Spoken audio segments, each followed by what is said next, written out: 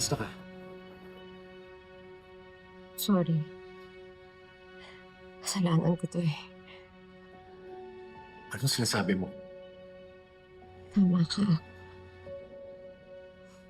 Tama si Mama. Dapat kinilala ko muna si Angel bago ko siya pinapasok sa buhay natin. Hindi na sana madadami si Mama pati si Trixie. Hindi sana magugulo yung buhay natin. At ang pinakamasakit dun, hindi ko mararanasan yung betrayal galing sa sarili kong ko. Huwag mo sisihin yung sarili mo. Di mo kasalanan maging mabait ka. Lalong hindi mo kasalanan naniwala kay Angel. Alam ko yun dahil gustong-gusto mo na magkaroon ng kapatid, di ba? Pero ako nagpapasok sa kanya, love eh. Ako nagpapasok ng ahas sa loob ng bahay natin. Kung hindi lang sana ako naging kampante, kung nakinig lang sana ako sa inyo. Love. Listen to me. At totoong may kasalanan dito yung taong nanggamit. Yung taong nanakit. Mas pinili ni Angel maging demonyo, hindi ikaw. Alam kong mas inisip mo ang kapakanan niya dahil kapatid mo siya. Dahil mahal mo siya. Wala kang kasalanan, love. You only acted out of love.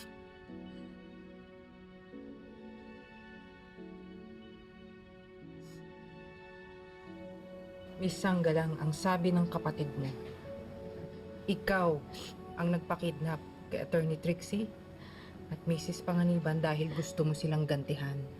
Totoo ba yun? Hindi po totoo yun.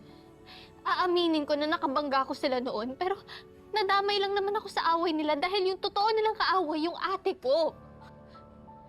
At saka kung ako yung kumidnap kay Ma'am Sylvia, bakit ko siya ililigtas? Naisip niyo po ba yun, ha? Meron din kaming na-receive na impormasyon. Na dinukot sa ospital si Merly Aquino. Ikaw din ang tinuturo ng kapatid mong gumawa nun. Totoo ba yun? Bakit ko naman dudukutin yung nanay ko? Eh, hindi ko nga alam na buhay pa pala siya.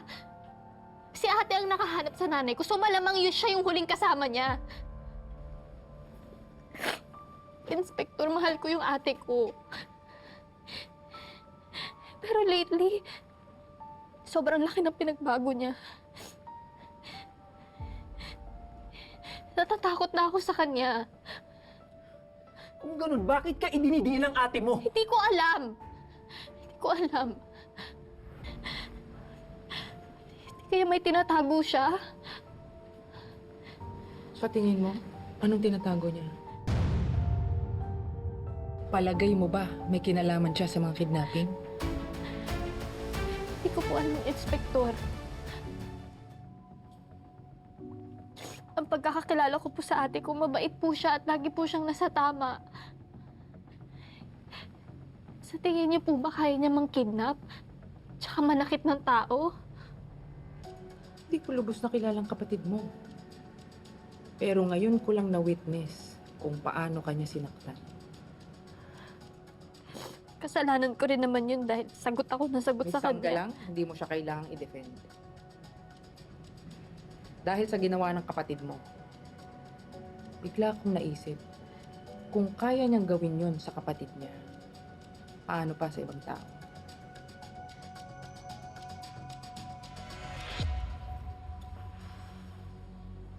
Makakalis ka na, Sanggalang. Tatawagan ka na lang namin kapag meron pa kami mga katanungan. Salamat po. Salamat. Sandali. Bakit siya i-release? Wala kaming legal basis para i-hold siya. Hindi sapat ang ebidensya laban sa kanya. But she is a flight risk. Since hindi niyo siya pwede ikulong, at least place her under tight surveillance. Or file for a whole departure order immediately. Ganun ba talaga kasama yung tingin mo sa akin, ate? Ano bang pwede kong gawin para patunayan na inosente ako? Hindi mo na ako madadaan sa drama mo, Angel. Oo, makakalaya ka ngayon. Pero gagawin ko ang lahat para lumabas ng totoo. Sana nga lumabas ng totoo, ate. Sana makulong na yung tunay na kriminal. Pero sigurado ako, Hindi ako yun.